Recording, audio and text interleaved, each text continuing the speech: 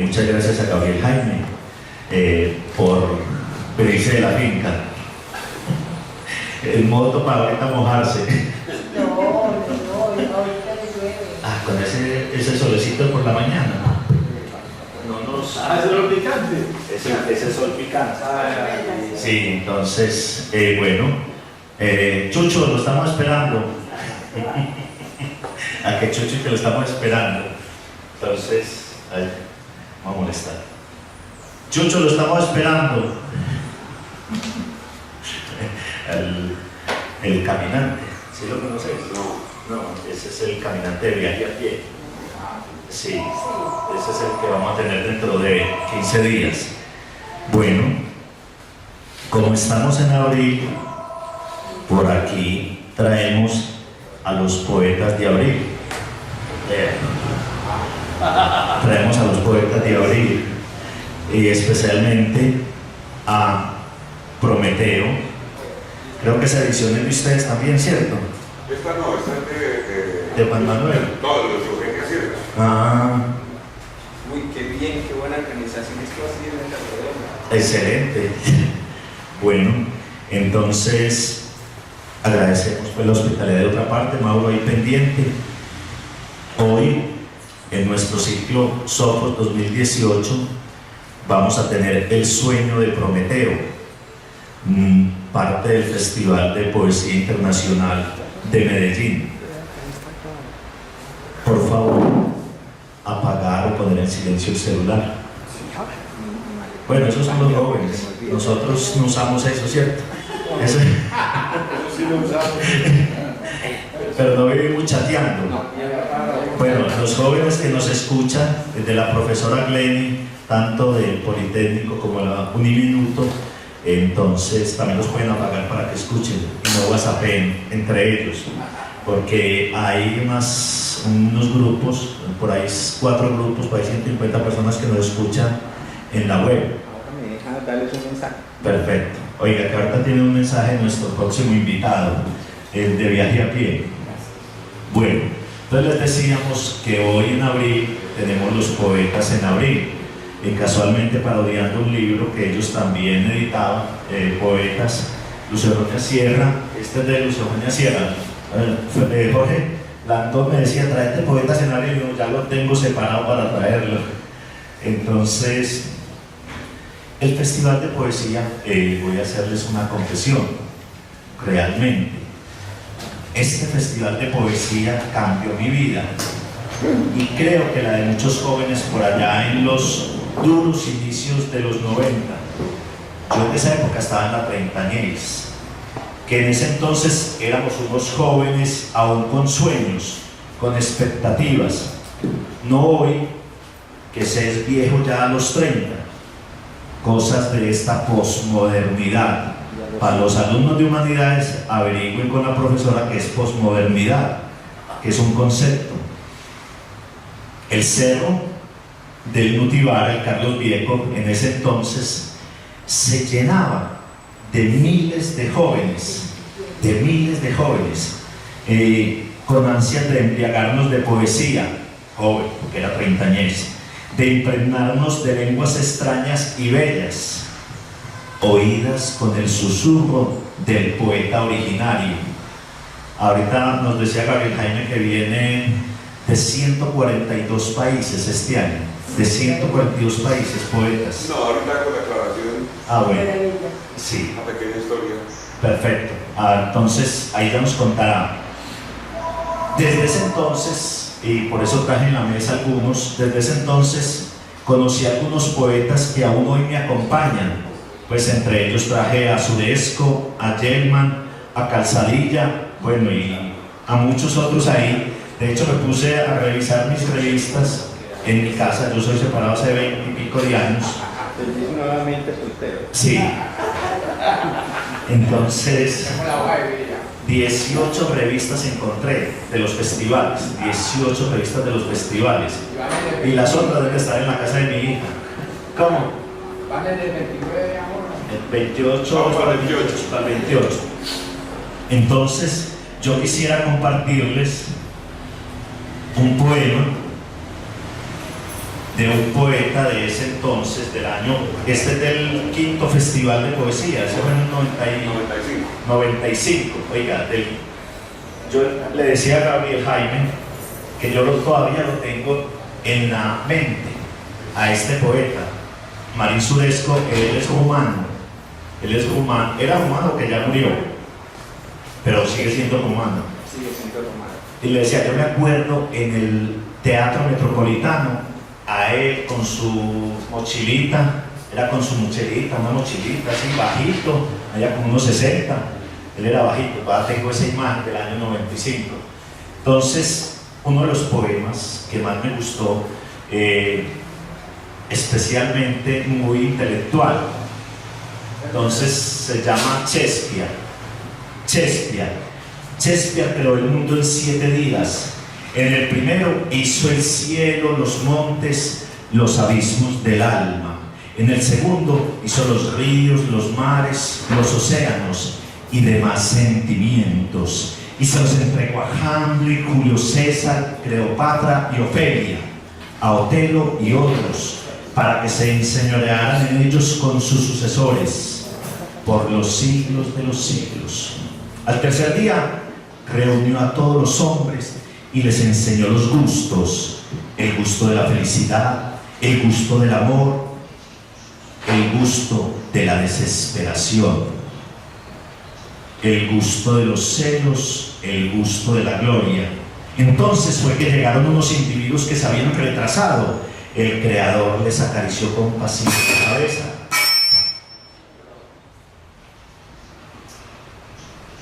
El Creador les acarició compasivo la cabeza y les dijo que no les quedaba sino hacerse críticos literarios y negar su obra. El cuarto y el quinto día los reservó a la risa, liberó a los payasos para que hicieran sus cabriolas y dejó a reyes, emperadores y otros infelices divirtiéndose. El sexto día solucionó unos problemas administrativos, desencadenó una tormenta, enseñó al rey Lear cómo llevar su corona de paja. Habían quedado algunos desechos del Génesis y creó a Ricardo III. El séptimo día echó una mirada para ver si le quedaba algo por hacer. Los directores de teatro ya habían llenado la tierra con carteles y Shakespeare consideró que después de tanto esfuerzo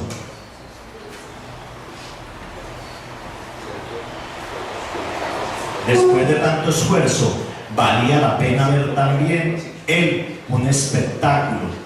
Pero antes de esto, sintiéndose sumamente agotado, se fue a morir un poco. Muy bello este poema. Y mira, lo tengo todavía desde esa época. Entonces, lo guardo. ¿Cómo? ¿Todavía libros? Bueno, todavía había libros.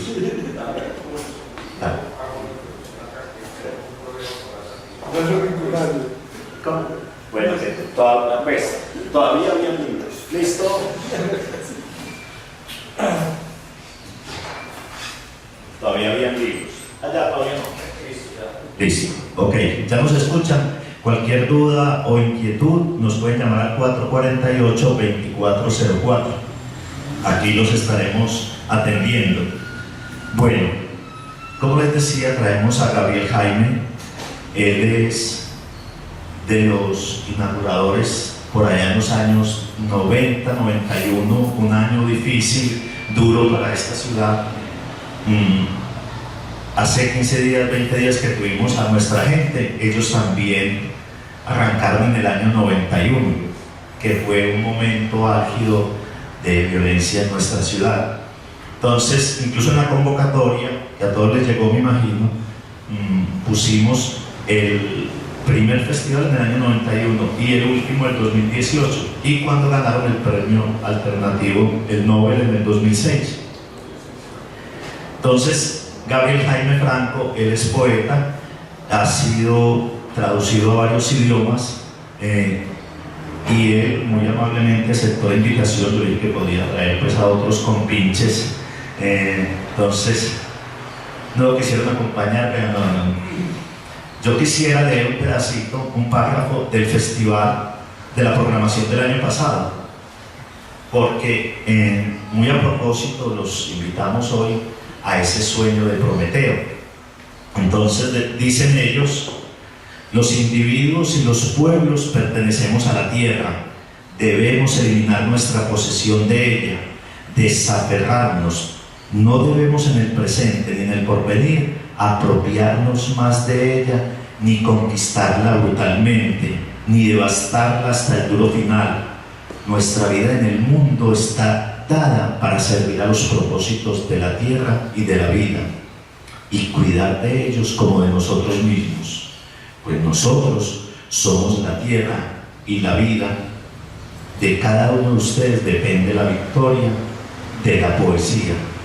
Entonces hoy venimos a entregarnos y que nos cuenten ese proyecto que ya va para los 30 años, todo ese trabajo que han trasegado y que han hecho cambiar muchas vidas en Medellín. Bienvenido, Gabriel Jaime. Pero primero una propaganda. Sí, para ustedes los presentes y para los que nos escuchan, en la próxima sesión, o sea, el 21 de abril, voy a hablar del viaje a pie. Me gustaría que tuvieran cualquier edición, normal o pirata, en la mano, porque una forma de viajar también es viajar pasando las hojas, oliendo las páginas y mirando algunas imágenes que hay en esos libros. Entonces sería bueno que tuvieran físicamente un libro para que podamos seguir eso.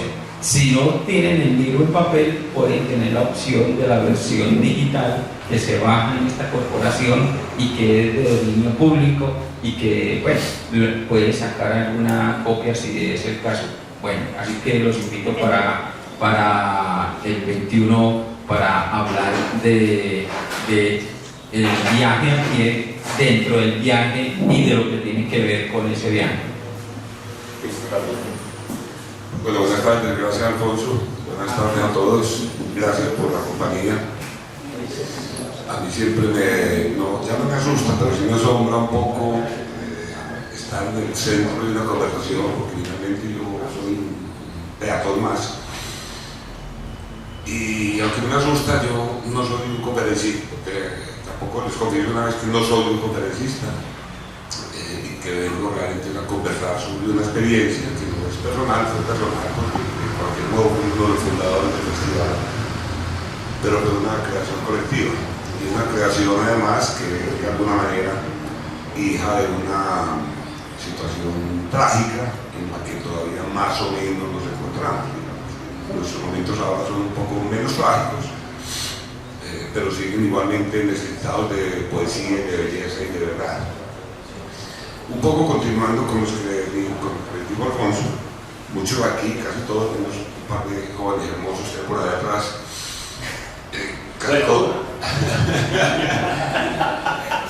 Casi todos vivimos y padecimos y también gozamos en la medida de nuestras propiedades la década de los 80 y 90, que fueron décadas muy oscuras, en mi opinión muy personal, tal vez las más oscuras del siglo XX en Colombia. En Medellín en particular, si nosotros hiciéramos un inventario de la sangre derramada en el país y en Medellín en particular, y en este barrio en particular, es algo que las nuevas generaciones, y me estoy refiriendo a ustedes dos en este momento, no saben ni alcanzan a imaginar las dimensiones del horror. El festival nació en medio del horror. Yo voy a leerles un breve texto, es una página larguita, hecho por nosotros en el año 2005, pero que se refiere a esto del que les estoy hablando. Una editorial de una de las revistas. Voy a hacer un par de claridades adicionales. Cuando le hablé a Alfonso, cuando Alfonso les dijo ese hipérbole de que son 142 poetas, esos 142 poetas es una cifra de otra cosa que más tarde les menciono, un problema que tuvimos este año con el Ministerio de Cultura, etc.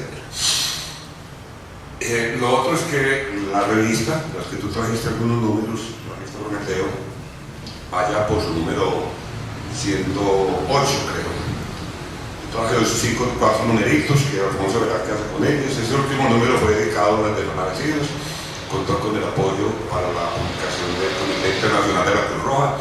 Al Comité Internacional de la Cruz Roja no le gusta ser mencionado porque ellos son de una discreción absoluta, pero nosotros queremos hacer el reconocimiento, en parte porque uno de los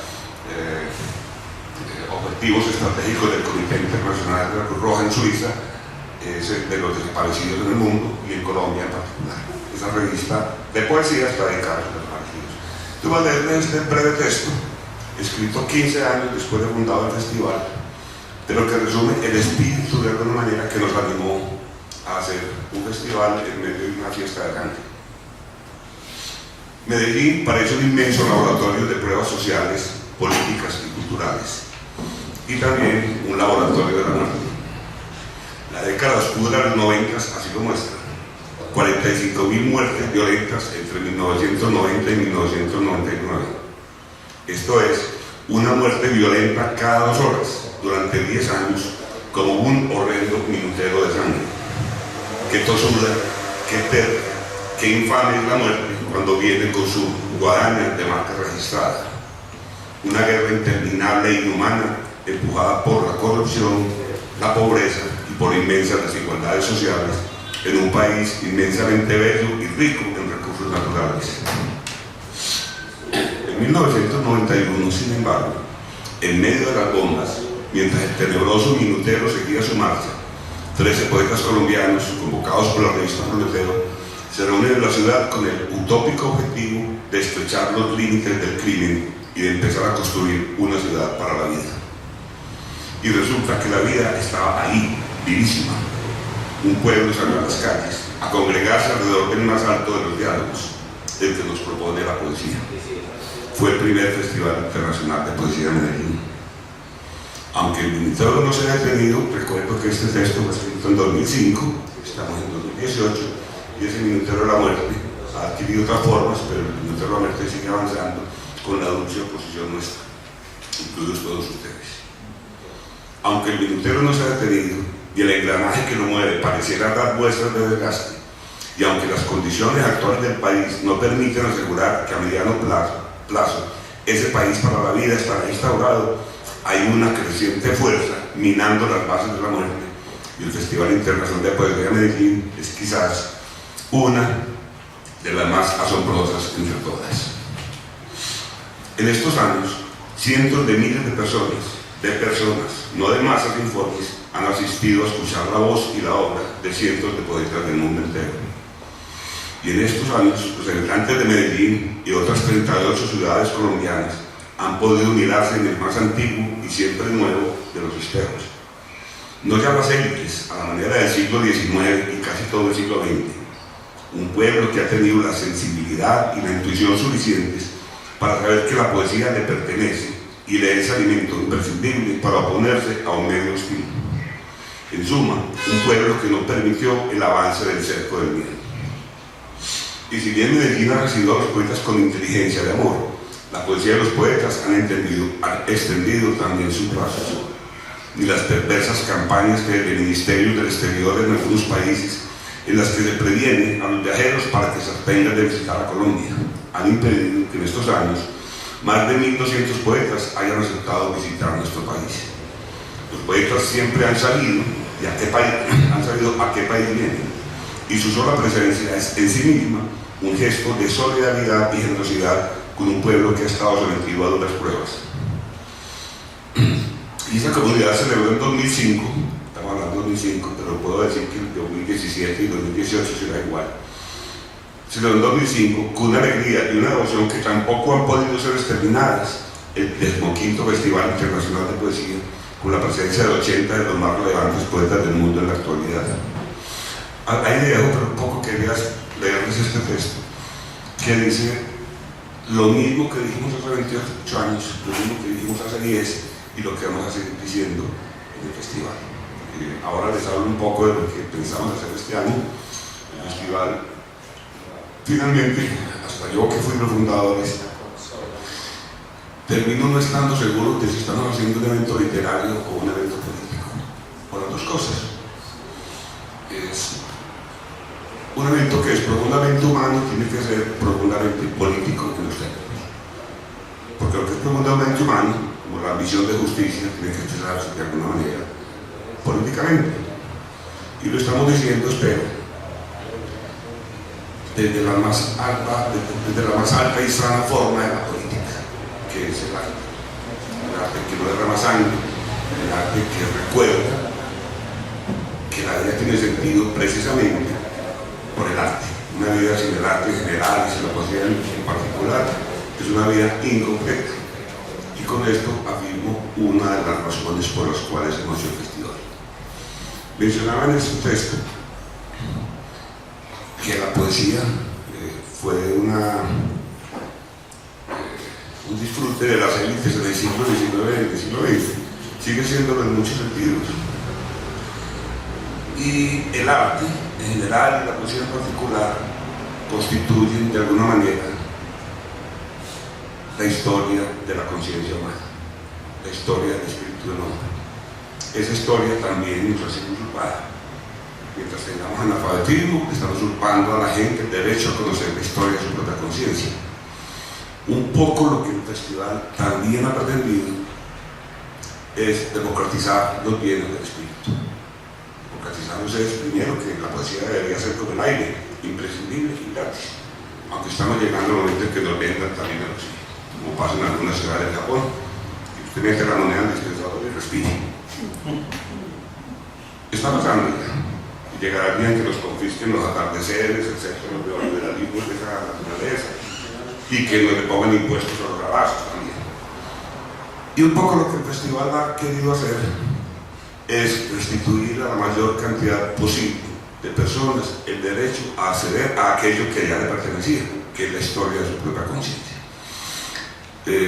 Yo lo dejo ahí mientras tanto, no sé si a todos ustedes tienen preguntas, algunos de ustedes tienen preguntas o quieren decir cosas, pero lo que quería decirles era explicarles o compartir con ustedes el espíritu que nos animó, y el que nos sigue animando.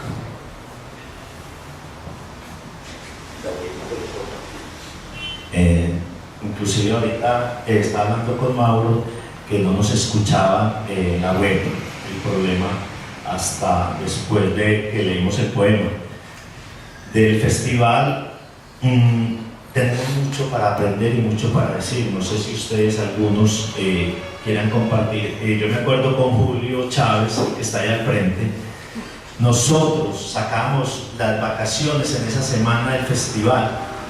Sacamos, íbamos de vacaciones a vagabundear desde las 10 de la mañana a escuchar todos los recitales. Eso pues, a escuchar poetas en ese, o no, Julio, estuvimos, o sea, eso todo el día. Desayunábamos poesía, almorzábamos por ahí en la calle, cualquier sándwich, cualquier sancocho, allá donde Doña María, y sigue escuchando porque eran tantos programas en tantas partes. Uno era embriagado y toda la semana dedicado a poesía. ¿Quién se le ocurre eso? Alfonso dijo una cosa ahora que me impresionó mucho, que era una confesión personal. Sí. Y dijiste que el festival te había cambiado la vida. Yo no creo que es el festival, yo creo que es el hallazgo de la poesía cambia la vida de cualquier persona, cuando el hallazgo es hondo, digamos. Pero creo que el festival ha servido al propósito de cambiar vidas. Eso parece, a mí me parece casi exagerado. Hemos hecho cosas que han cambiado la vida de personas y yo me siento profundamente, yo no digo que orgulloso, sino como que algún sentido tuvo haber hecho el esfuerzo. Y realmente se trata del esfuerzo. Yo te comentaba ahora a tu hija que cuando el festival hicimos el primero, nosotros esperábamos hacer una cosa bien hecha y exitosa, pero aquello rebasó nuestra propia esperanza y nuestra propia confianza. Es decir, pasó una cosa mucho más bella de lo que nosotros habíamos calculado. Eso tenía un significado ambiguo o contradictorio o paradojal, porque se trataba, es decir, cuando uno llama a una lectura de poesía en un momento de la vida del país en que en Medellín, y tú lo recuerdas, era prácticamente un toque de queda no declarado. Era un estado de terror permanente. Y a ver, la gente que escucha poesía y llegar a 1.200 o 1.300 personas escuchando poesía significaba de una parte que pareciera que la cantidad de luz que una cultura necesita es directamente proporcional a la cantidad de sombra que ya ha sido arrojada. Entonces, si aquello era un acto luminoso es porque había una cosa muy terrible detrás también. Y a partir de eso nosotros no podemos dar la espalda a una necesidad viva en la ciudad, que era la necesidad de luz, que la poesía representa en muy buena medida. Y muchos de nosotros abandonamos lo que teníamos. Yo ya no hago otra cosa desde 1993, sino centrarme en el festival, en los proyectos de boleteo. Y creo que la situación, vuelvo a decir, esto va a terminar, pues, siempre hemos hecho política. Cuando uno habla de defensa de la tierra, eso es política. Cuando uno habla de medio ambiente, eso es política. Cuando habla de justicia, eso es política. Cuando habla de partidos, se puede volver muy miserable. Pero cuando habla de la vida, no. Entonces hemos querido hacer política desde este territorio sin que nos mangonee ningún partido. Como se pasó una vez con un señor que era candidato a la gobernación y era miembro de la asamblea departamental. Nos dijo, sí, vamos a poner unos dineritos para el festival, pero me ponen el pasacalle que diga Antioquia no sé qué, Antioquia no sé cuántas, era el eslogan de campaña del maldito este. Digo, no queremos su dinero. No pudieron comprarnos, no pudieron manipularnos, no lo pudieron algunos políticos, puedo contar anécdotas con nombres propios, aunque corra riesgos. Hemos corrido riesgos. Matador ya también corre riesgos. Como por ejemplo estar en la preparación de un festival y un candidato a la alcaldía mandar un saludo, y un candidato a la presidencia también mandó, yo quiero mandar un saludo al público del festival y decirle al señor Pastrana, no señor, no vamos a leer su mensaje, o decirle al candidato a la alcaldía, tampoco vamos a leer el suyo, o incluso decirle a un alcalde que quería hablar en inauguración, dijo, no, usted no habla en inauguración. Que el alcalde es el dueño de la ciudad, no dijo el director de comunicaciones, y será el dueño de la ciudad, pero no es el dueño del festival, y no va a hablar, no habló. Lo que nos ha granjeado enemigos también en las esferas del poder, enemigos muy merecidos. Yo me siento orgulloso de esa clase de enemigos. ¿Y qué les dices a los que nos escuchan? ¿Son jóvenes? ¿Ustedes también son estudiantes de la profesora Glenny? No, a ver. Jóvenes de humanidades, el segundo semestre, entonces la profe le dice, bueno, ¿ustedes qué mensaje le mandan de humanidad a esos estudiantes que nos escuchan desde la poesía? No es un poco presuntuoso dar consejos, etc. Pero yo creo que ya ellos, si están escuchándonos, los que están dando la lección de humanidad son ellos. Constituyen de alguna manera una especie de paréntesis y de excepción en un mundo que lleva a los pelados, a los jóvenes que hay un mundo más de indiferencia, a volverlos un poco a través de las redes y de los medios a enfrascarse en su propia soledad, una especie de autismo inducido. Muchachos que si están escuchando, lo que hay que hacer no es dar consejos, no abrazarlos y que no se vayan de ahí. Bueno, yo en la confesión me faltó una parte, además porque uno se llenaba y compartía con mucha gente desconocida y era lo que dice Gabriel Jaime, era abrazarse, porque uno llegaba a abrazarse con todo el mundo allá.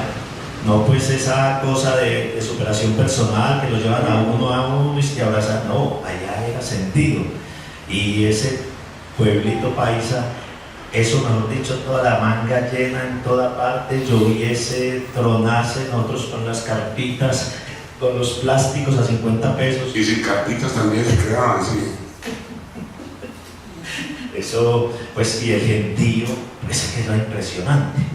Y realmente, pues, uno que se acuerda es mucha juventud, mucha, demasiada, es que eso es impresionante. ¿Hasta cuándo vacío? Siempre. Todavía es así, de alguna manera, digamos, el año pasado, en el último festival, tuvimos en la inauguración y la clausura, unas 4.000 personas más o menos en la altura.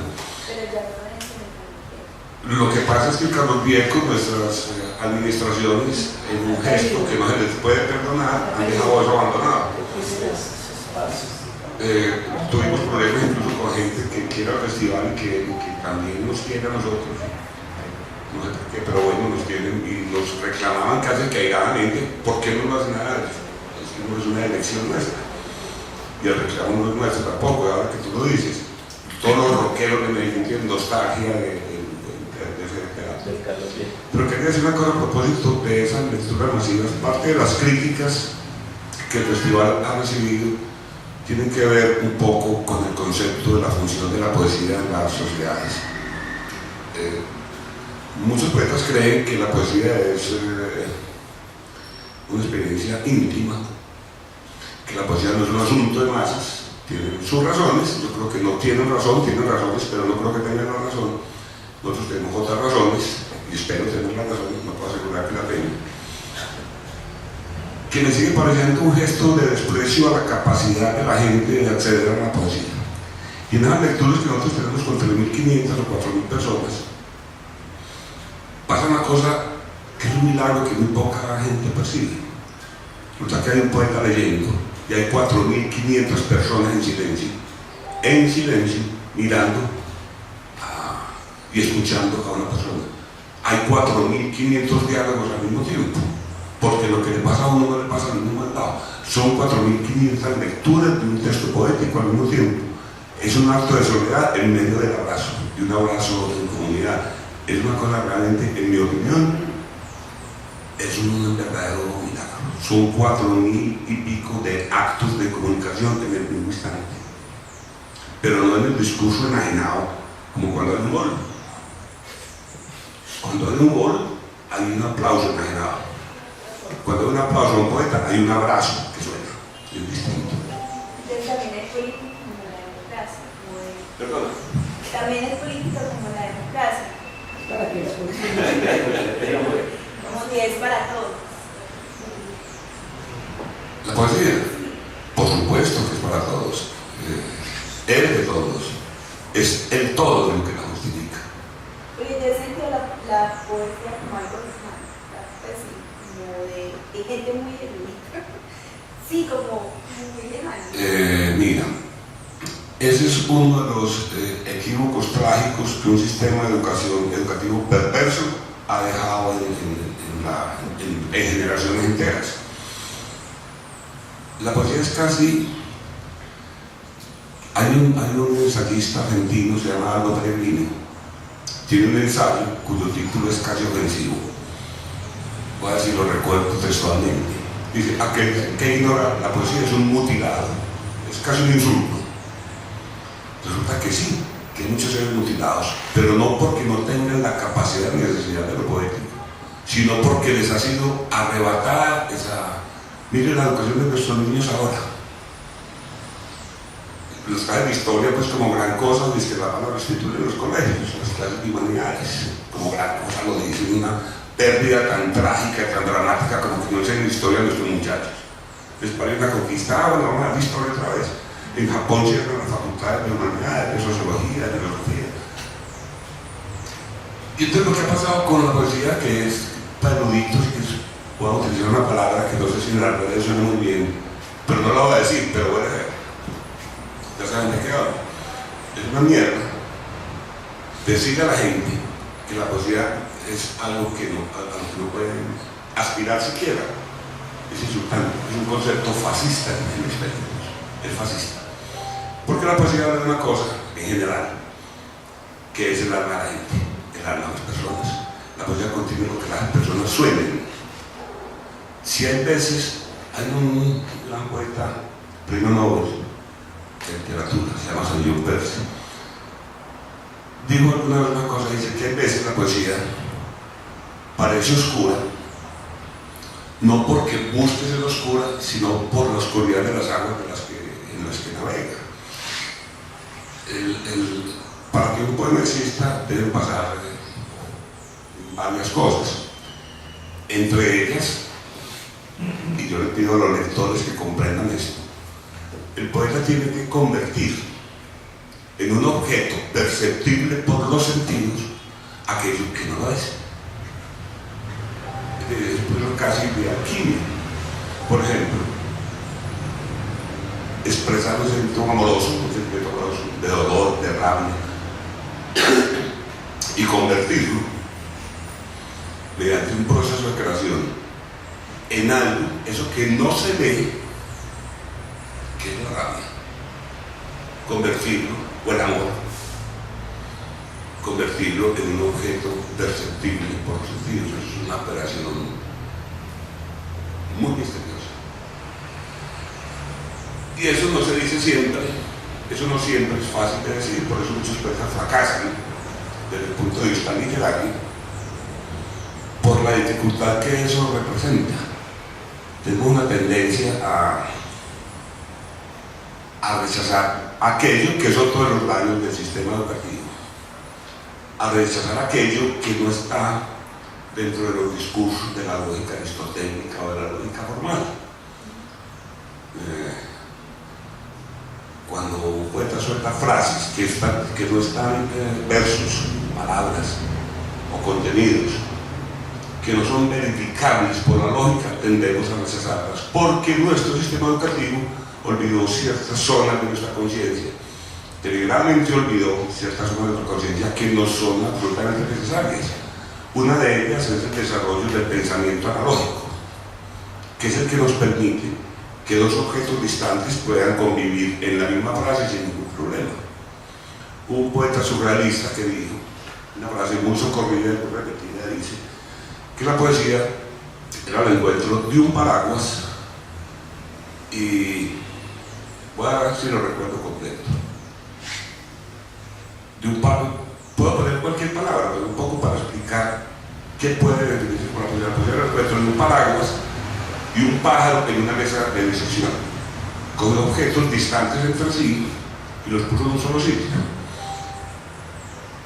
Y vuelvo a lo que te decía ahora del sistema educativo. El pensamiento analógico es una de esas cosas que nos permiten la crítica, por ejemplo, la crítica literaria, la crítica filosófica, la crítica histórica, la crítica teológica, depende de muy buena medida del desarrollo del pensamiento analógico, aquel que es capaz de relacionar un discurso con otra cosa. Eso lo tenemos castrado en general en nuestro sistema educativo. Cuando los niños que tienen, que son casi que poetas clínicamente puros, eso se nos va matando el sistema educativo. Aquello que más tienen, que es la imaginación, se la cambian por las tablas de multiplicar, que hay que aprender, por supuesto, no faltaba más. No estoy haciendo un desprecio del pensamiento racional, sino un desprecio hacia aquella política que cree que el pensamiento que no es racional o que no sirve a propósitos utilitarios es un pensamiento que no sirve.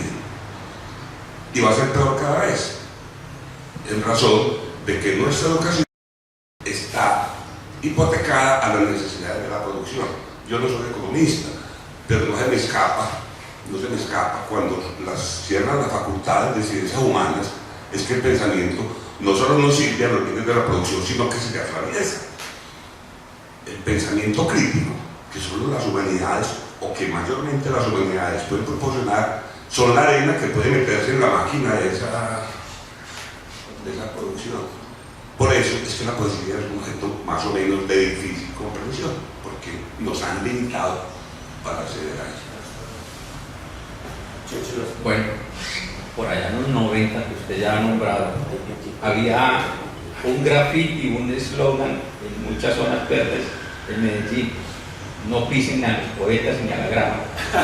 No sé de quién fue eso, pero yo me acuerdo que había ese graffiti.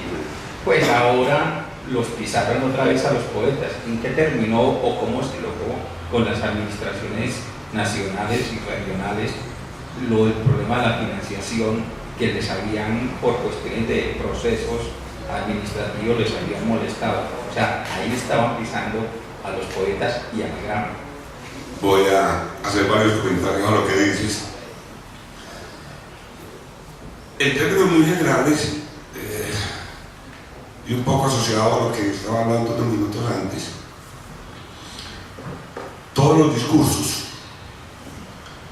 que no se ajustan a las necesidades ideológicas de un sistema, sea cual sea el sistema, terminan por ser discursos peligrosos para ese mismo sistema. No estoy hablando de uno en particular, estoy hablando del concepto sistema, el statu quo, todo eso.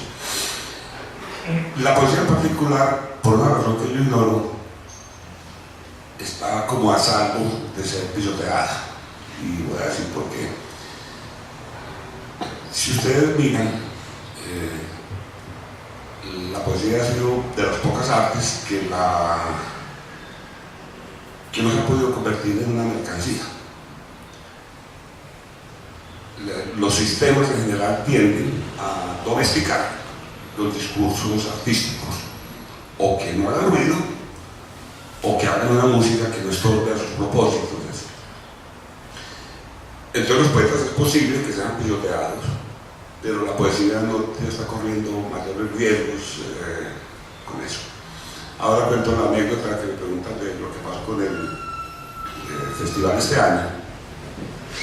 Y me toca hablar con una pregunta muy puntual y de una cosa muy concreta, me toca decir cosas puntuales también muy concretas. El festival se financia básicamente con mucha gestión de recursos del Estado. Hay dos convenios que dan una buena parte, y hay que decirlo en voz alta porque es verdad, que es la alcaldía de Medellín, que es el mayor aportante del festival, y el Ministerio de Cultura, y son recursos a los que se accede mediante procedimientos normales, es decir, que tiene que cumplir una serie de requisitos, etcétera, etcétera. El festival ha estado recibiendo esos recursos en cuantía, no importa las cuantías, pero a veces no importa.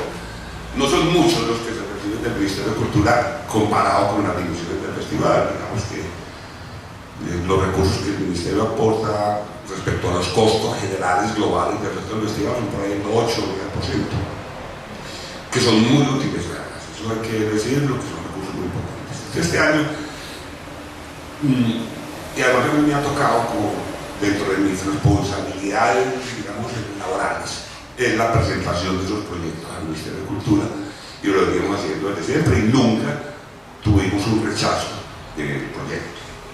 Este año nosotros mandamos los proyectos desde el 25 de agosto del año pasado, que son fechas que están dentro de los requisitos, y al parecer, cuando imprimimos, o imprimí, para no dejar diluir la responsabilidad, lo dice en primera persona de singular, cuando imprimí, pareciera que el último numeral de la formulación del proyecto no quedó dentro de la carpeta. Había 18 requisitos, entre ellos la formulación, y ese último numeral, que curiosamente es el numeral que da mi impacto, no apareció en la carpeta. Entonces el proyecto ni siquiera fue evaluado. Pasó por dentro de un técnico, el técnico chulió, no sirve, lo pone en la hora mesa, no cumplió, ni siquiera fue evaluado. Sin contar lo absurdo de la medida. Es una medida que es injusta en los términos, por definición, ¿cierto? Proyectos maravillosos que, porque, como le pasó a Patricia Alicia en la Corporación Colombiana de Teatro hace 3 años o 4, le faltó una firma en una hoja. En lugar de llamar a mí, doña Patricia, venga a firmar aquí esta hojita que le pasó. No, la descalificaron. Es completamente absurdo. Por muy que exista la norma, una norma no puede existir, define lo que es justo o lo que no lo es. Entonces ya me da cosa justa, entre otras razones por esto. Porque como el era el impacto era cosa probada. Es decir, el impacto universitario no había que probarlo. Es más, el ministerio el año pasado ordenó, contrató una universidad bogotana, la AEA, para hacer auditorías. Todos saben lo que es una auditoría a los festivales que se realizan en el país, y nosotros fuimos uno de los elegidos para esa auditoría.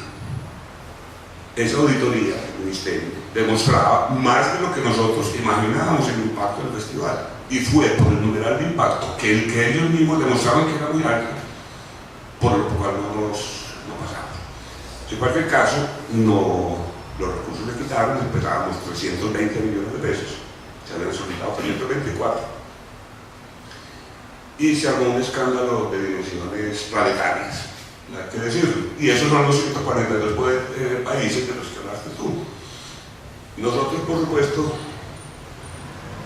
empezamos a pelear por el asunto como un gato panza arriba. Es decir, hicimos una campaña internacional y nacional que rindió frutos muy pronto. Empezaron a llegar correos al correo de la ministra, a llegar mensajes al correo de la ministra, y le colapsaron el correo. Llegaron un poco más de 2.000 mensajes de 142 países, lo cual muestra, entre otras cosas, que el punto 4 por el cual no nos habían evaluado demostrábamos todo lo contrario en 4 días. En 3 días había 2.000 mensajes y una columna de tamaño del tiempo. La ministra se vio obligada a publicar un comunicado público a nivel nacional en su página. Nosotros contestamos ese comunicado. En fin, hubo mucho. Finalmente, yo llevaba buscando el con la ministra hace 2 años. Lo conseguimos en 2 días, la cita. Ella se asustó un poquito, porque la columna de tamaño del tiempo hizo ruido. Y tuvimos una reunión que me va a permitir narrarles. Cuando nosotros, como esto es una conversación, estoy conversando, no sé si estoy... Esa es la idea. Esto es una conferencia. Esto también es anecdótico. Cuando nosotros contestamos el comunicado de la ministra, explicando por qué no nos habían dado los recursos, nosotros contestamos el comunicado, un comunicado que además redacté yo, pero fue aprobado pues, por todo el grupo de trabajo. Puse un paréntesis muy delicado. Dije, al margen de que el punto 4 estuviera desarrollado, no sé cuántas, digo, pero es que además las carpetas pudieron haber sido manipuladas.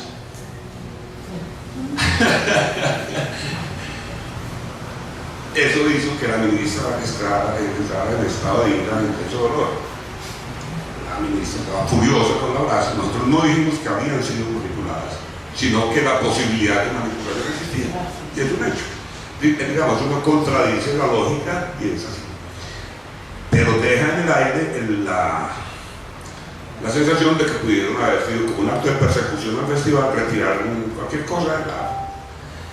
Y por eso, cuando llegamos a la reunión con la ministra, Fernando Rendón, fundador y director del festival, y yo, con la compañera J. Mario, que era un buen mediador entre las partes.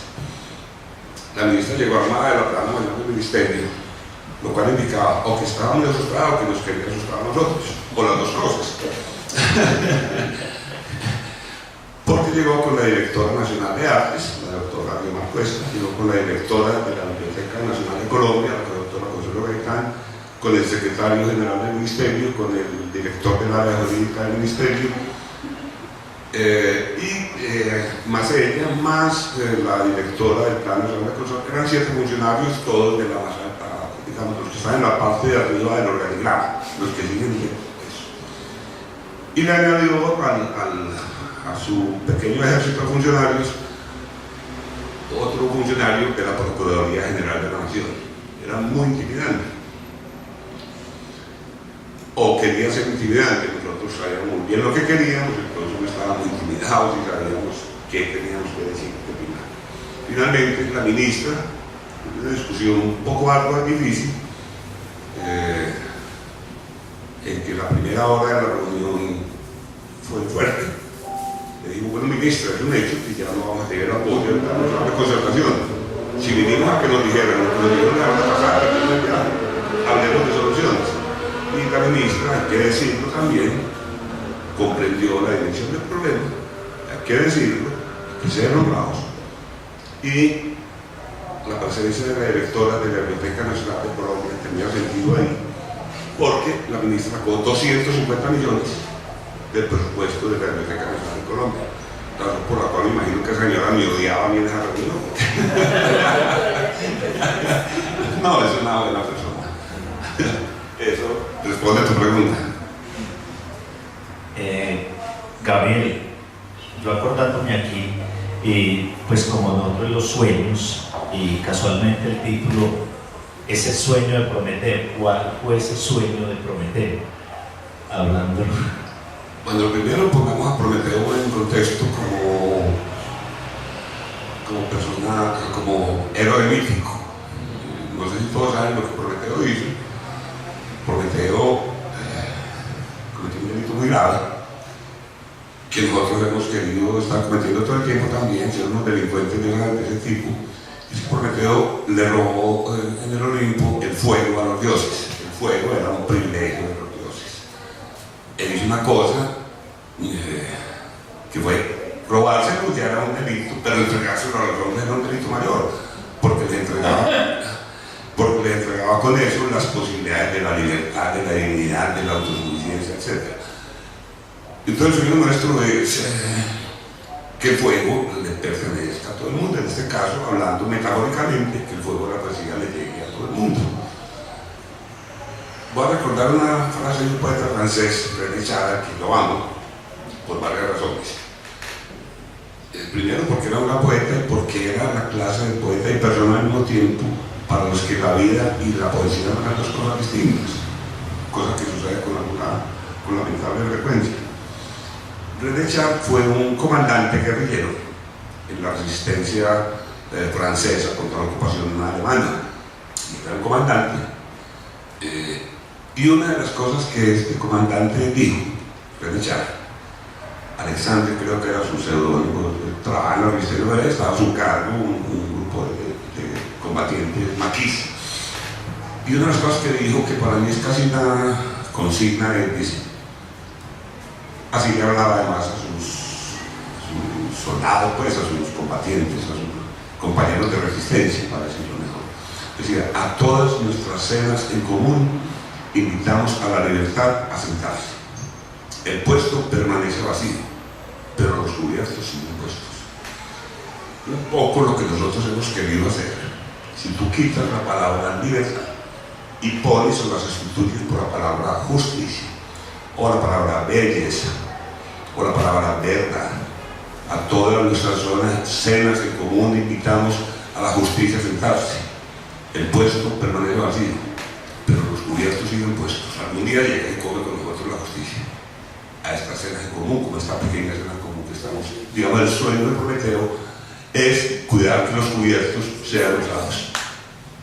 No sé si responde a tu pregunta, pero Aquí no respondemos preguntas, compartimos y ampliamos las dudas.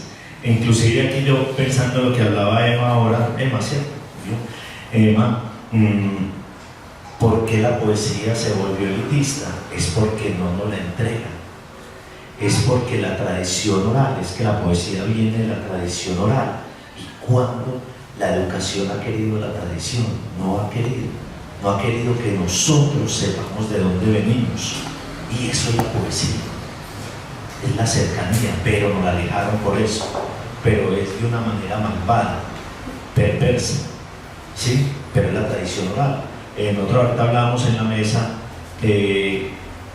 con mi hija muy a propósito, es que antes todo el mundo hablaba en poesía, todo el mundo hacía la tradición oral, la oralidad.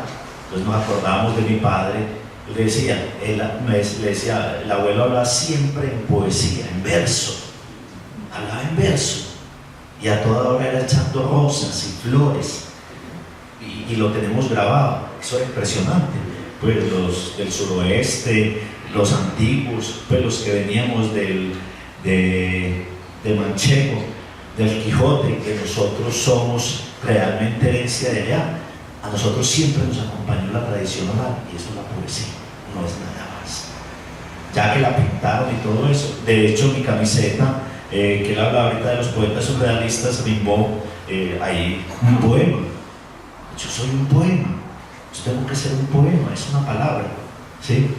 Entonces, estando un poquito, ampliando la duda de por qué la poesía no la alejaron. ¿Ibas a...? Sí, discúlpame, quería añadirle una breve cosita a eso. Ahora le mencioné a Saint John Perse, poeta que fue premio Nobel de Literatura, en su disco, creo que del 56, me parece. Poeta de lengua francesa, nacido en una pequeñas islas de Antillas. En el discurso de aceptación del premio Nobel dijo una cosa que a mí me cambió efectivamente la vida y mi manera de ver la poesía, porque yo, a título muy personal, la verdad que no mismo es de muy mal gusto, pero voy a mencionarlo. Yo llegué a la poesía por agotamiento de otros discursos, digamos, el discurso de la ciencia no me satisfizo, el discurso de la lógica no me satisfizo, el discurso de la prensa no me satisfizo, el discurso religioso no me satisfizo. Llegué a la poesía por accidente y comprendí que había otra cosa, además de todos esos otros discursos. Y tomé como casi que instintivamente una especie de desprecio por la academia, etcétera, etcétera, un desprecio que después me di cuenta que era bastante pueril y tonto. Y en ese discurso San Perse me dice una cosa muy bella que voy a tratar de recordar completa, pero si no la recuerdo completa, el sencillo es el siguiente. San Perse propone a imaginar a los hombres en la mañana primera del mundo, en el Génesis, en el origen. Es que imaginemos al hombre en la mañana primera del mundo, uno armado con las herramientas de la razón y el otro con las de la intuición, las de la imaginación y el otro con las de la razón. Cada cual emprendió su camino, uno por el camino de la razón y el otro por el camino de la intuición. Y San Perse se preguntaba, ¿cuál ha llegado más lejos? Y él dijo, poco importa la respuesta, si ha llegado más lejos la poesía o si ha llegado más lejos la ciencia. Tenemos un origen común y las preguntas de la ciencia son las mismas preguntas de la mañana primera del mundo, y la ciencia es un intento de resolver los misterios y la poesía es un intento de resolver los misterios y al mismo tiempo de abrazarlos. Entonces esas dicotomías en las que nos quieren meter, que son las que rechazan, les dije ahora, el discurso imaginativo, como si el discurso imaginativo no hubiera sido estado también en el origen de nuestras preguntas más esenciales. Pues no puedo dejar cuando dicen que nos han quitado la poesía. Hay ejercicios en los que a los niños les enseñan semillas y plantas, no saben reconocerlos y les enseñan íconos de marcas y los reconocen todas. Entonces, creo, otra de las aves carroñeras que atacan a Proteo, las herramientas esenciales para poder sobrevivir. Es verdad. Ocasión que aprovecho para decirles, cristianos, ya voy, Chucho, el festival va a moverse alrededor de dos ejes, entre ellos uno muy relacionado con los orígenes. Se llama dos ejes. Uno, que hace como un poco el centro, es poesía y cantos chamánicos. Vamos a tener chamanes como los raíces. Vamos a mirar, a indagar, a mirar si somos valientes, si somos capaces de asomarnos a nuestros orígenes, que están en cierto sentido mejor representados en estos chamanes que vienen recogiendo una sabiduría milenaria, a que nos muestren la manera en que ellos miran el mundo, la naturaleza y sus relaciones con la naturaleza, que es lo que dices tú. Un niño se confunde con una semilla, como el pasó un niño en una finca de un par de años, 2 años, un niño, un norteamericano asustado, papá, aquí los árboles se producen en naranjas, no lo pedía sino en bolsa de supermercado. Un poco extrapolando y manteniendo la metáfora de la analogía tuya. Esos son los temas. El otro se llama Pensar y Soñar desde nuestra América. Un gran intelectual, Noam Chomsky. Sí, una de cuyas cosas ha dicho es, en alguna entrevista dice que América Latina, de alguna manera, representa hoy en la historia, de alguna manera, la reserva espiritual del porvenir humano. Grandes cosas tiene este continente, entre ellos sus poetas y sus pensadores.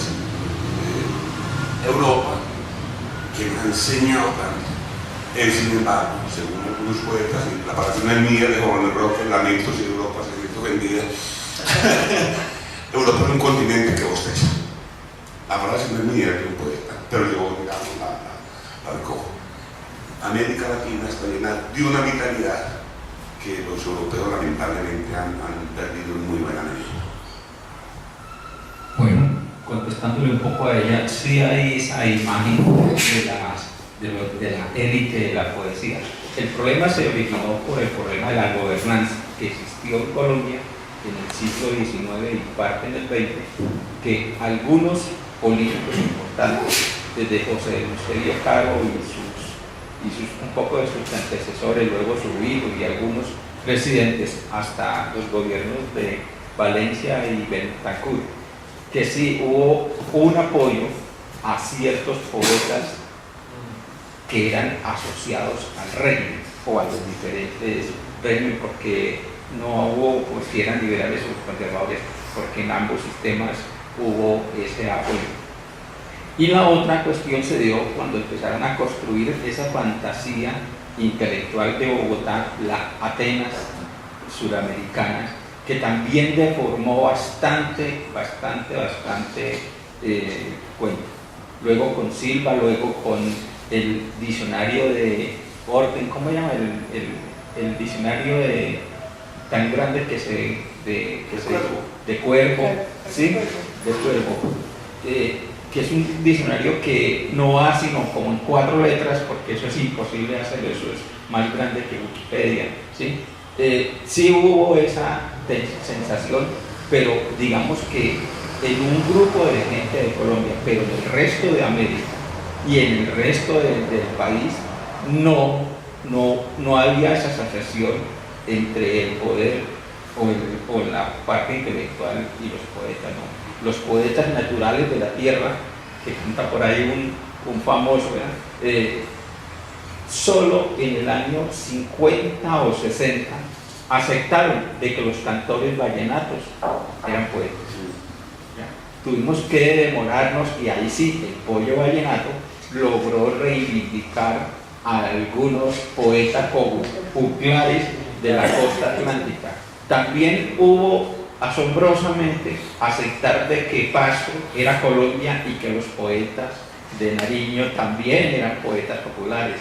Y así, y nuestro querido amigo Porfirio Bajacov y otros que eran poetas, pero sí sucedió esa terrible cosa, si no se puede negar, que en Colombia en un momento determinado se asoció que la poesía tenía muy buena cabida en cierta parte de la cultura del régimen.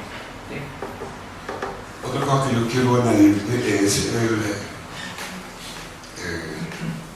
yo siempre aprovecho la oportunidad cuando tengo la hablar de 4 personas, disipar equívocos. Una de las falsas ideas que se han propagado con mucha inteligencia por parte de todos los sistemas de poder es asociar la poesía a cierta clase de cosas. Uno habla con un joven ahora, de muchacha, ay, no, que soy muy romántica.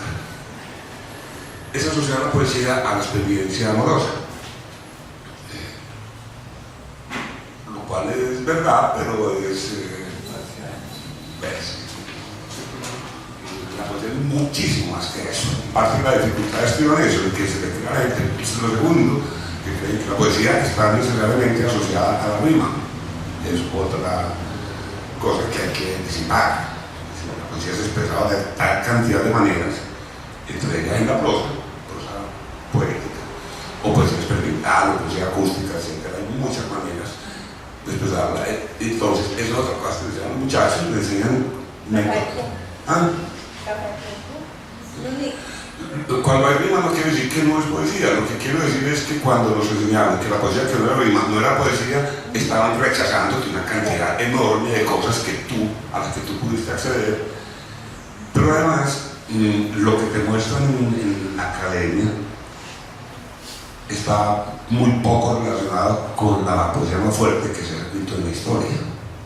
A ti no te van a hablar en la universidad, incluso, bueno, es así, pero en el colegio, un profesor de español no va a hablar de los poetas simbolistas franceses del siglo XIX, no te va a hablar de Baudelaire, ni de Rimbaud, ni te va a hablar de un poeta muy difícil como Mallarmé. No, él te va a hablar de Malcolm, que es un ser maravilloso además. No te van a hablar de un poeta, por ejemplo, como se me escapa el nombre, de William Blake, poeta prerromántico y romántico, que dijo cosas en los proverbios del infierno tan bellas como esta. Crear una flor es un trabajo de siglos. Eso, que es un solo verso, poema de los proverbios del infierno, es una verdad que ahora todos los ambientalistas dicen, ¿sabes que la flor, cuánto le costó al mundo construir la flor? O no te van a hablar, hablando de América Latina, de un poeta de difícil lectura, pero entrañable cuando ya como César Vallejo. Prefieren mostrarte los 20 poemas de amor y una canción desesperada de Pablo Neruda, porque está asociado al sentimiento amoroso, y no a los versos de Vallejo un poco más complejos, pero más profundamente humanos y asociados al dolor de la América Latina. Entonces pasa con la poesía también, que no te han mostrado aquello donde nuestra historia estaba realmente, y la historia de la conciencia humana estaba más luminosamente mostrada. Bueno, yo quería preguntar algo complementando lo que decía Alfonso de la experiencia de los festivales. Para mí es maravilloso ver poetas de gran diversidad de culturas. Eso permite como una ventana, como transportarse a esa experiencia, a ese país, a esa vivencia de ese poeta, y eso me parece espectacular. Y una curiosidad que siempre he tenido, Gabriel, es cómo lograr esa amalgama que logran, digamos, tomar un poeta, leer sus versos y lograr de alguna forma expresar lo que expresa no solamente en las palabras, sino estéticamente el poeta. ¿Cómo ha sido esa experiencia? ¿Cómo logran, digamos, esa sinergia entre el poeta, pues, y su lengua, y lograrlo llevar a español, y que el poeta de alguna forma se sienta que de alguna manera se está expresando casi que originalmente ese poema? Esa es una inquietud que siempre he tenido. Gracias por la pregunta, y hay varias respuestas posibles. Una de las críticas que el festival ha recibido con notable frecuencia es que traemos un poco de gente hablando lenguas extrañas, no sé cuántas. Una lengua extraña, las que no son español, ¿o qué? Los bárbaros. No sé, lenguas extrañas. Pero empiezo por decir que siempre hay en este momento, por ejemplo, hay por lo menos 5 o 6 traductores, hay una en Alemania haciendo traducciones, hay una señora en Chile haciendo traducciones, hay otra en Colombia haciendo traducciones muy cuidadosas y costosas, para que eso se haga muy profesionalmente. No quiero hablar del problema de traducción de poesía, que es muy complejo, yo no lo domino, pero hacemos un trabajo muy serio en ese sentido. Y pagamos gente que revisa traducciones, etc. Porque si un poeta que ha gastado su vida en construir una obra queda mal traducido, el daño que se le hace es enorme, no se le hace ningún favor, se le hace un daño. Terminando por mostrar lo que el poeta no quiso decir, pero en la traducción siempre hay pérdidas. Para empezar, se pierde la música original de la lengua. Si escribiste portugués y pasas al alemán, no te vas a la música interna de la lengua, ya es otra. No siempre la lengua tiene giros equivalentes en las otras, etc. Pero quiero decir que el trabajo es serio. Pero una de las razones que yo creo, y es una opinión muy personal, por las cuales un poeta encuentra mucha recepción aquí, no es solo por la calidad de las traducciones, sino porque lo que los hombres sueñan y aman en el Sahara es bastante parecido a lo que soñamos y amamos nosotros aquí. No nos vienen a hablar de arenas que no conozcamos, digamos, ¿cierto? Hablan de cosas de la sustancia humana, y yo no veo por qué nuestros sueños deberían ser más altos que los sueños de los bosquimanos o de los zulúes. No, yo creo que es porque soñamos y pensamos en más cosas. Y a eso se añade, creo, también muy personal mi opinión, es que como el país ha tenido una historia muy compleja y muy dolorosa, y muchas veces nos hemos sentido solos en la tragedia, y cuando utilizo la palabra tragedia la digo sin ningún temor, y voy a mencionar solo los desaparecidos en Colombia, que según el CICR son 85.000, son más que todas las dictaduras del Cono Sur y de América Central juntas sumadas. Entonces estamos hablando de tragedia. Entonces en la tragedia, cuando uno siente que en un tipo de Francia, o un país difícil, otro de Alemania, otro de Argentina, otro de Australia, otro de Nueva Zelanda, y viene, uno siente que lo están abrazando. Entonces, cuando una gente que sueña en Nueva Zelanda con cosas, o en Sudáfrica, o en Botswana. Resulta que eso ya lo mismo que nosotros, y viene a decirnos en el momento en que nosotros tenemos dificultades, eso hace que uno, el discurso del poeta, el poema, nos llegue, digamos, más hondamente de alguna manera. Bueno, una pequeña cuestión de Pombo. Hace 2 meses, ¿cuándo fue lo de Pombo? El año pasado. Una de las sorpresas de Pombo fue que presentaron al Pombo que no conocemos. Claro. Generalmente conocemos al Pombo de las poesías infantiles, juveniles, pero cuando hablaron del Pombo de la noche oscura y de su problema religioso y todas las cosas, es muy profundo, muy difícil. Cuando uno era joven, ¿se acuerdan que había esa colección de librillos de El Arco y la Divina? Sí, claro. Hacia largaditos. El azulito. El azul, sí, exacto. Bueno, hoy en día uno se pregunta, el que diga que los conoció está comenzando la edad, pues. Sí. Sí. No, pues. Sí, de varios colores. La idea es, hoy en día, fuera de algunas editoriales, hay alguien que esté produciendo así en versiones como hubo el Ministerio de Cultura hace por ahí 30, 40 años, que habían unos periódicos, papel periódico, que se saca todavía poesía en términos muy asequibles, o sea, muy baratos, para que la circule más fácil, aunque hoy en día está la facilidad de la circulación por la red, pero de todas maneras el tener la libreta del carnicero, el tener el librito por ahí, no deja de ser un atractivo. Hoy en día hay alguna política estatal, municipal, departamental o nacional que en Colombia publique ese tipo de material, excepto por ejemplo la revista de ustedes, pero es que esa es una revista con toda una revista indexada con todo el protocolo internacional. Yo conozco poco sobre el asunto, pero creo que los esfuerzos que hicieron hace 30 años, cuando no existía el Ministerio de Cultura, hubo una experiencia muy bella de publicaciones muy baratas, también 3 pesos, que era poquito dinero en ese tiempo, que además la dirigía un poeta, creo que era Jorge Rojas. No estoy seguro, pero creo que era el poeta Jorge Rojas. Fue un esfuerzo de democratizar muy bien hecho.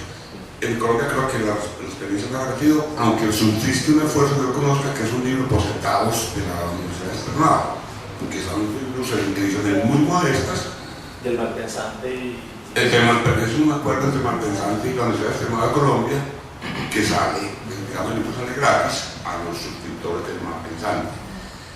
La revista está muy bien hecha, bien diagonal y diseñada, etc. Muy grata, pero nosotros somos muy buenos editándola, pero somos unas bestias vendiéndola.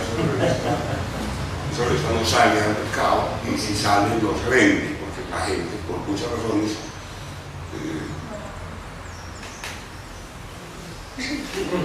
sí, no la compra, entre otras cosas, porque la gente no tiene dinero, porque la prioridad es tener el texto escolar, digamos, el texto técnico, el que necesita para trabajo de investigación, etc.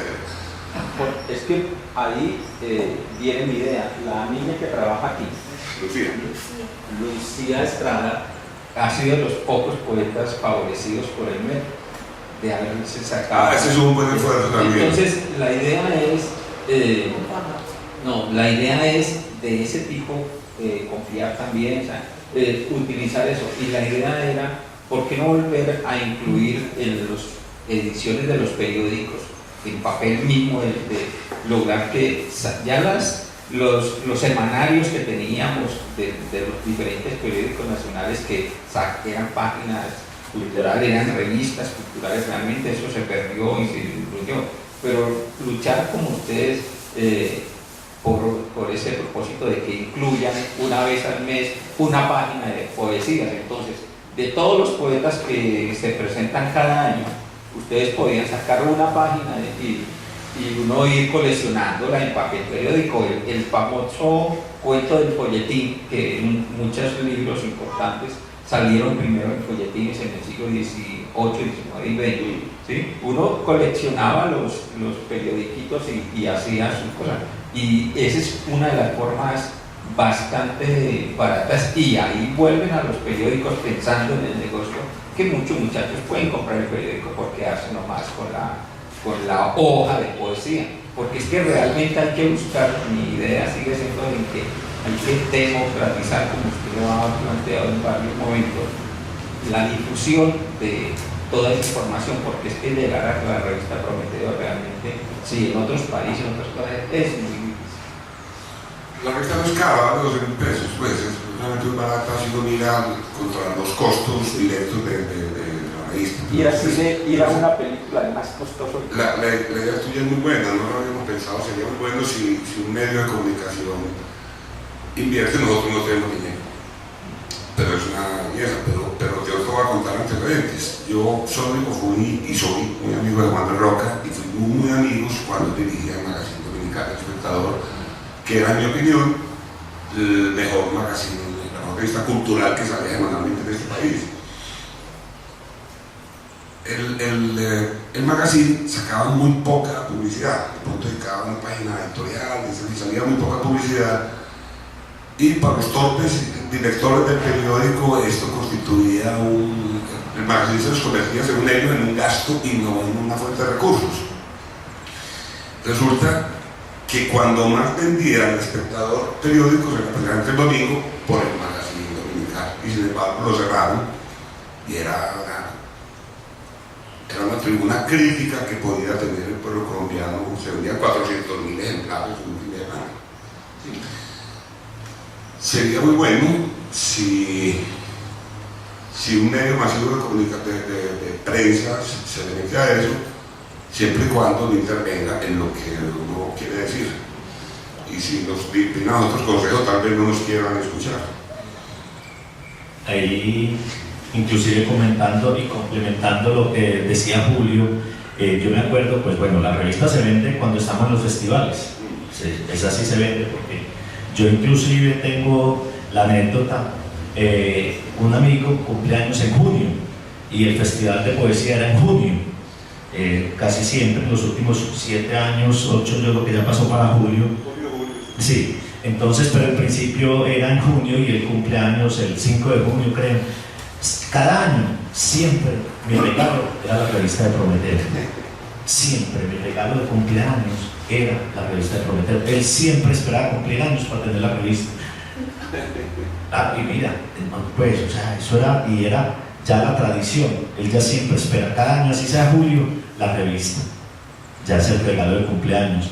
Entonces, complementando lo que decía Julio ahorita, aquí hay unas sinergias con la poesía, donde se encuentra esa sinergia y ese abrazo con el poeta, que el poeta que viene aquí encuentra seres humanos, personas, y ellos, y nos lo decían, pues, yo que pues asistía a los festivales y de los poetas que me gustaba, pues yo iba corriendo a hacerle firmar el libro en la página donde salía la poesía, una poesía de Lodos Máximo que salía en la revista, y ellos se sentían estrellas de rock. Más de una poeta, hombre o femenino, decía. Es verdad, y quiero aprovechar eso, recordar una anécdota de un poeta hindú, se me olvida el nombre, poeta hindú, que vino hace 10, 12 años y nos dijo muy conmovido: por fin supe porque yo había escrito poesía. Encontró sentido a todos sus esfuerzos por la manera en que nosotros abordamos al poeta de las palabras del poeta. Por fin supe que mis esfuerzos sí tenían una justificación. Sí, eso es. Bueno, ¿alguien algún comentario, ampliar dudas? El de ¿quién? Aquí no resolvemos dudas.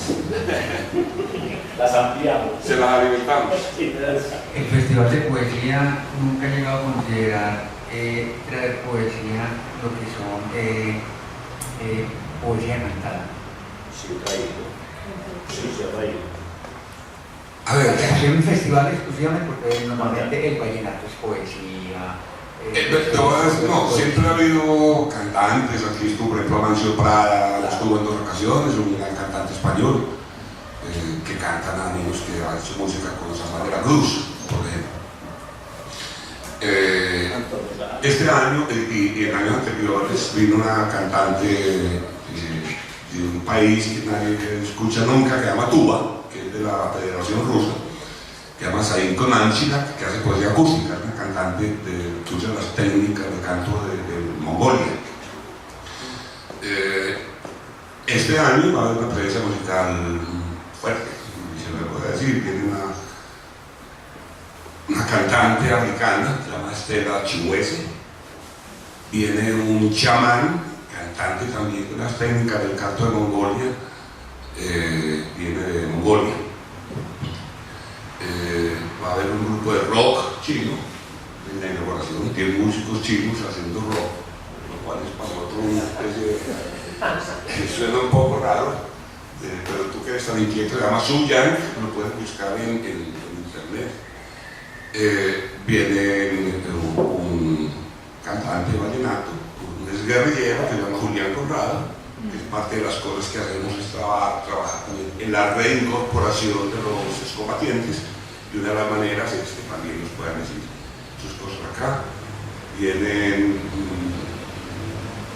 Belandia, otro músico, Belandia va a estar ahí.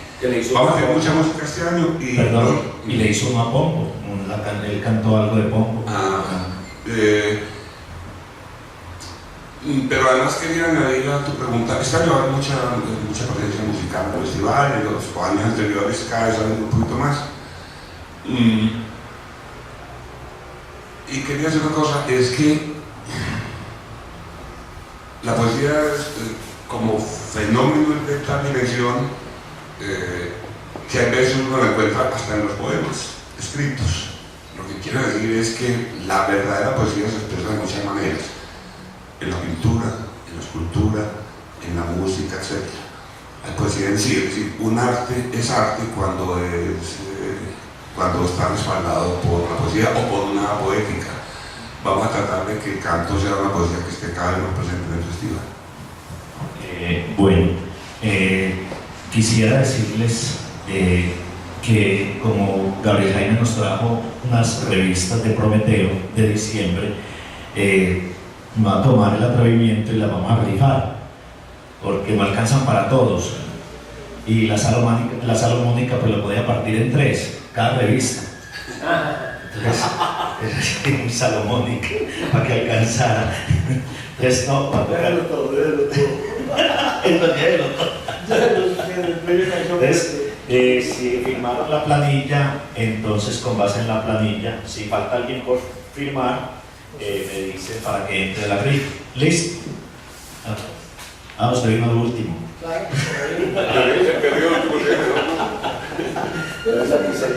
Lapicerito. Por aquí hay lapicera. Entonces,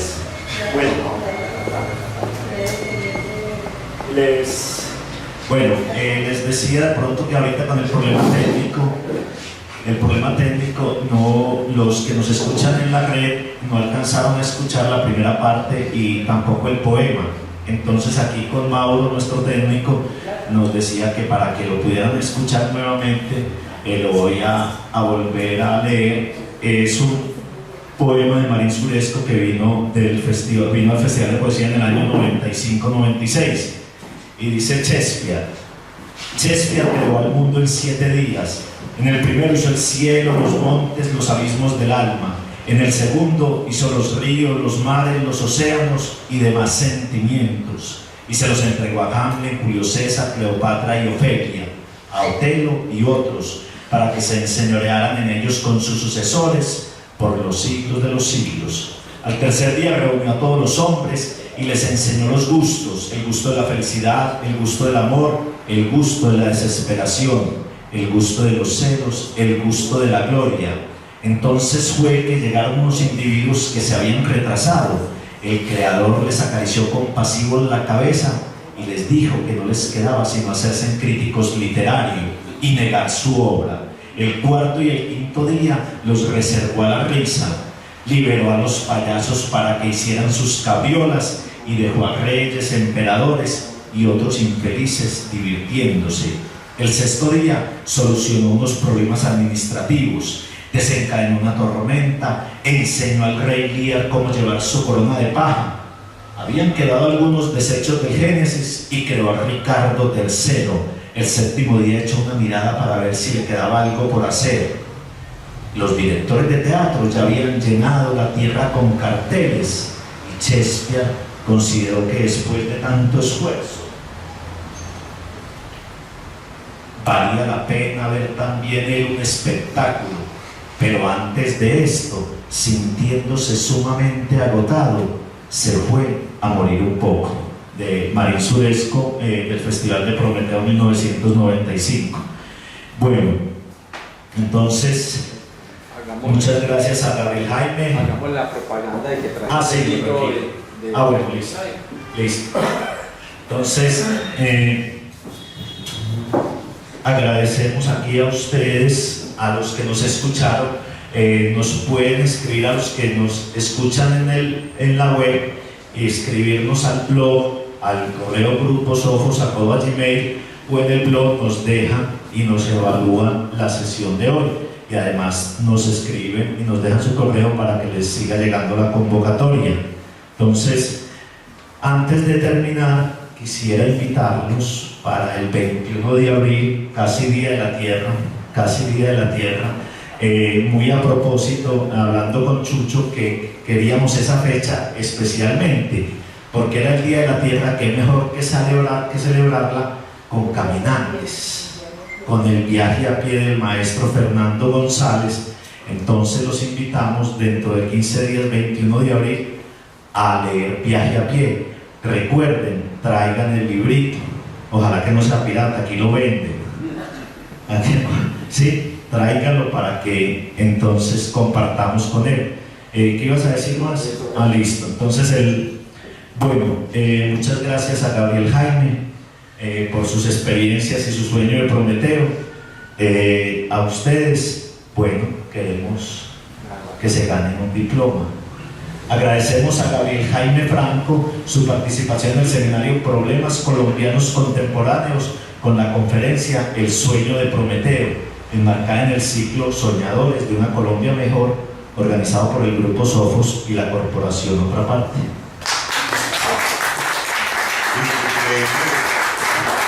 El último diploma que recibí en el 73.